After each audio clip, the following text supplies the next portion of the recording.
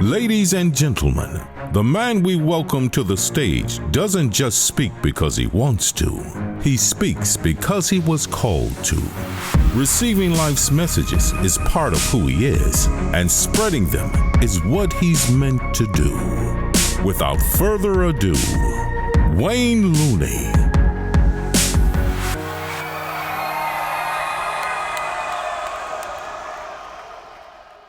Ladies and gentlemen, settle down, settle down. I'm here now. And today, I'm really looking forward to speaking with you. I have something that I've been thinking about a lot and something that I believe a lot of people need to hear right now. And today, I'm going to be speaking about how to protect your mind from negativity.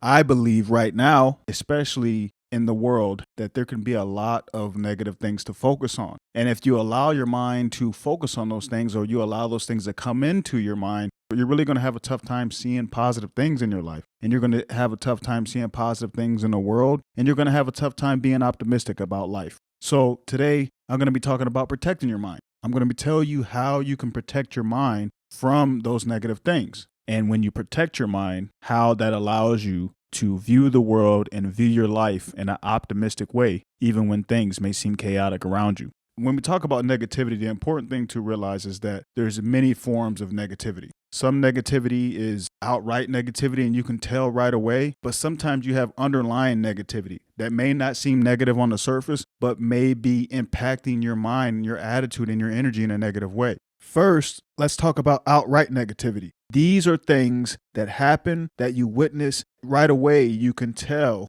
bring negativity or influence you to think more negatively about things in your life. For instance, this can be the news, right? If you're watching the news and you see bad things happening locally, you see bad things happening across the world, that right away is going to influence your mind to think negatively or feel more negative. What about if you're just scrolling your timeline on one of your social media accounts and you see someone pointing out the negative things in the world and maybe complaining about their life, right? You're going to know right away that that made you feel negative. What about that complaining coworker? The comments and the things that that person may be saying about their life is right away you're going to be able to tell that that is influencing you and the energy that it's giving you is negative. These are examples of outright negativity. And how you know they're negative is when you watch the news and the news highlights that bad event. What you're going to do is when you see that bad event on TV, you're going to think about that bad event happening to you or happening around you, even if it's not happening in your immediate surroundings. What about that negative person or that person who's complaining on social media? They may be complaining about their life and it has nothing to do with you. However, if they're complaining about an issue or a similar problem that you have in your life, you are now going to feel compelled to complain about that problem. What about that negative or complaining coworker? You may have otherwise enjoyed your job and enjoyed some of the things that you were doing at work.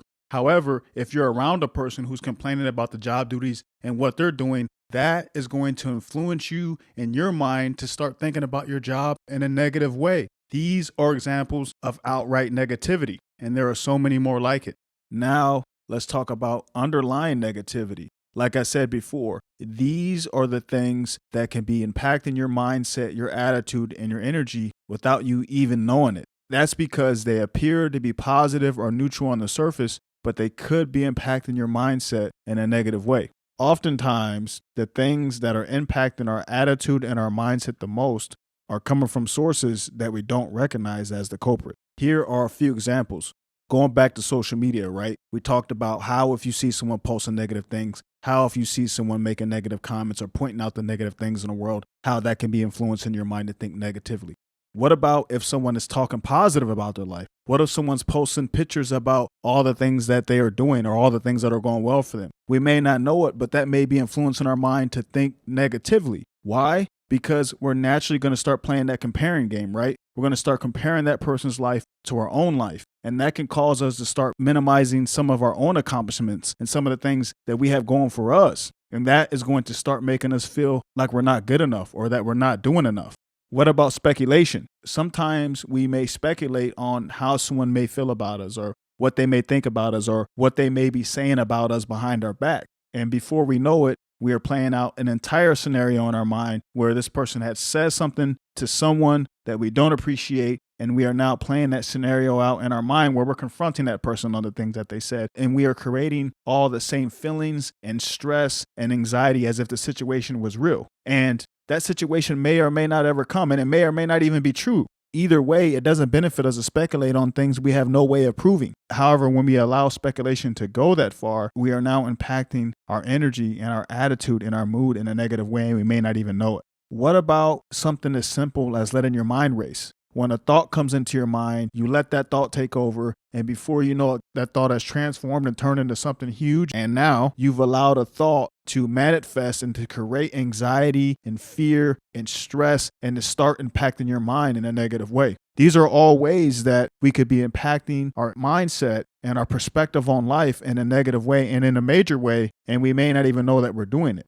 And I'm speaking about these things all from personal experience. Every last one of these examples I mentioned, I have been impacted by in one form or another.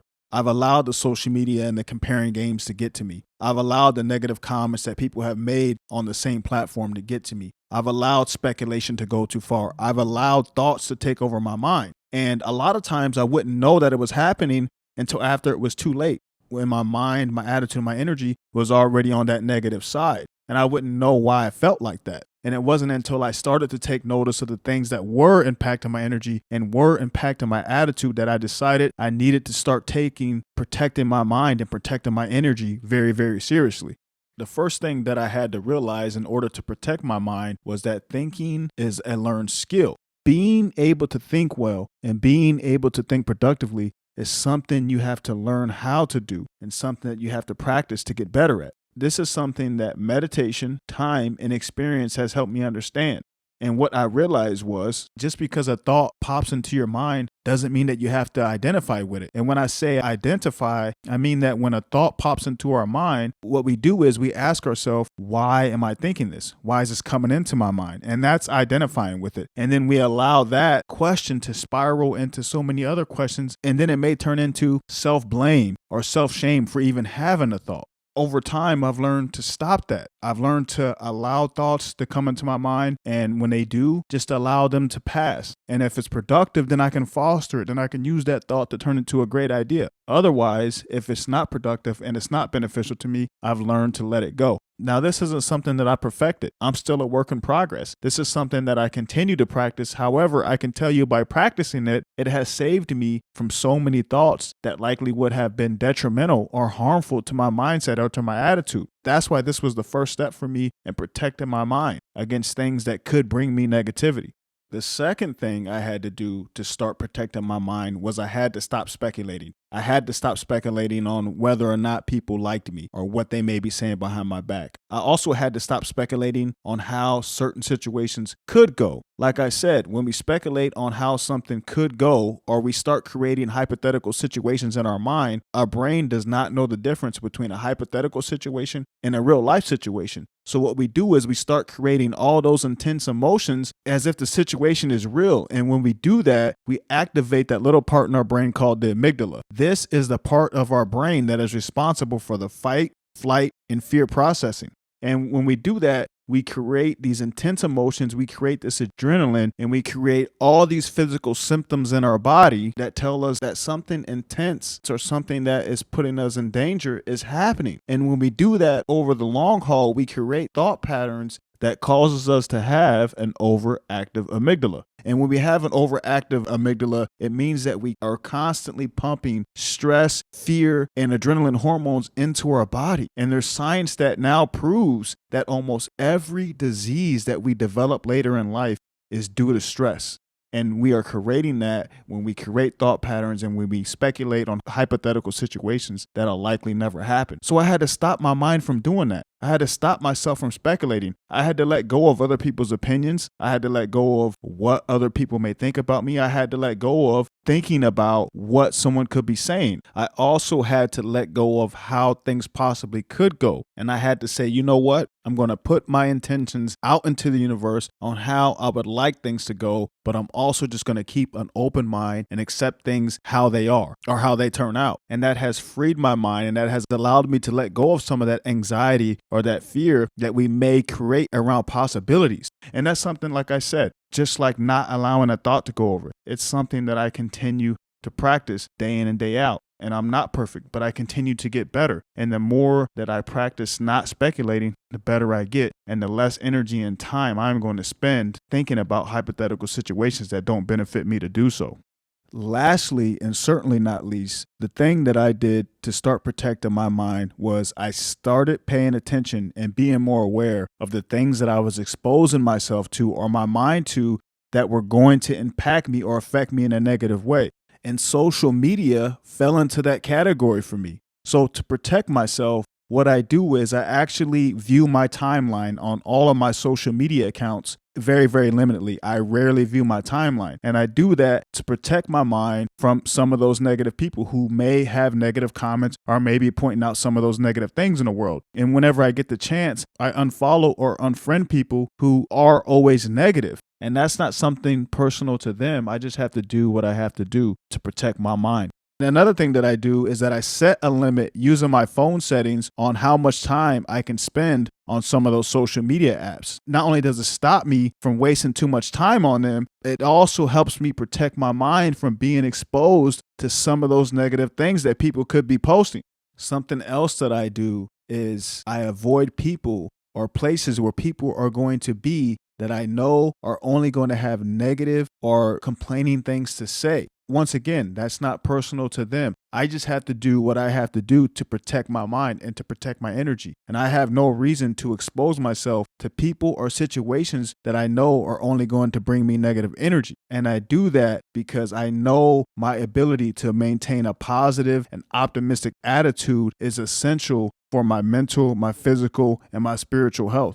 As you can see, I've taken a lot of steps and I put a lot of things in place in order to protect my mind from some of those things that I know have impacted me in a negative way. And I believe that we all should, because as I mentioned, our ability to maintain a positive and optimistic attitude is directly correlated to our well-being. And if we are unable to protect ourselves, then we could be allowing things to influence us in a negative way, and that can be hurting us in every area in our life. And I just gave you some examples of things that have impacted me. And the things that are impacting you may be different. It could be the TV shows or the movies you watch. Those can be impacting you. It could be some of the conversations you're having. That can be impacting you. It also can be some of the music that you're listening to. Ultimately, it's going to be up to you to be aware enough and to be able to find out the things that are impacting you in a not so positive way. And it's going to be up to you to do whatever it takes to protect your mind and protect your mindset. So that's all I have for you today, ladies and gentlemen. Once again, I want to thank those who chose to listen this far. You continue to inspire me to do this.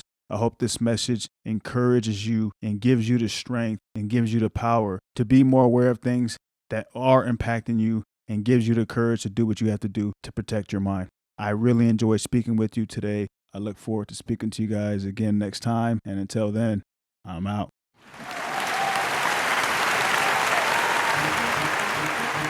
Thank you.